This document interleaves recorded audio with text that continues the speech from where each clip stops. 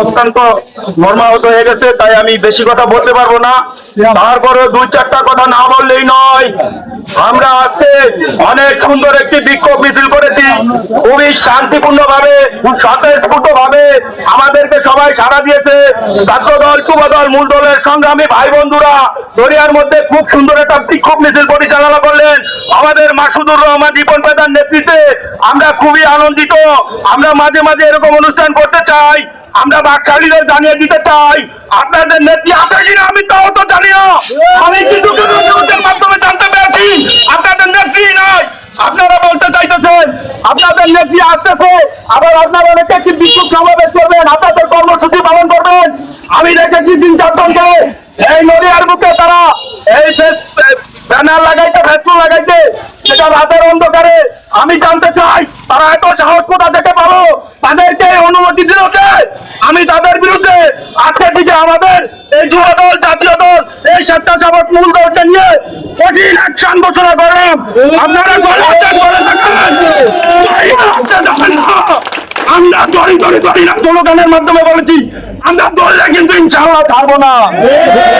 আপনাদের এরকম জবাব দেবো নড়ার মাটিতে, নয়রা তথাকথিত নয়রা পৌরসভার দিতামণিক পন্ডিচার গরিচার মিলিয়ে আপনাদের আমরা এরকম জবাব দিব। আপনারা প্রস্তুত থাকেন।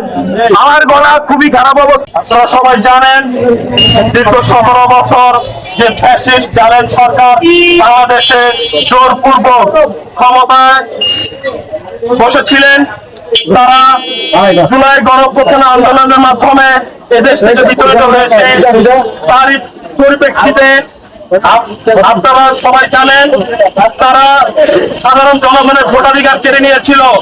এখন মানুষ ভোটাধিকার ফেরত পেয়েছে এবং আমাদের আজকের মিছিলটি নেতৃত্ব দিয়েছেন আমাদের নড়িয়া উপজেলা বিএনপির অন্যতম সহসভাপতি মাসুদুর রহমান রিপন দাদা এবং আমাদের আগামী নড়িয়া পৌর নির্বাচনের মেয়র প্রার্থী তিনি। তারই নেতৃত্বে আমরা সবাই ঐক্যবদ্ধ এবং নড়িয়া উপজেলা বিএনপি ও পৌরসভা বিএনপি অঙ্গ সহযোগী সংগঠনের উদ্যোগে আজকের এই বিক্ষোভ মিছিল আয়োজন করা হয়েছে। আজকের এই বিক্ষোভ মিছিলের মাধ্যমে আমরা স্পষ্ট বার্তা আপনাদের মাঝে তুলে দিতে চাই। আপনারা দীর্ঘ 17 বছর অনেক লুটে পুটে খেয়েছেন, আর নয়। এবার আপনারা থামুন।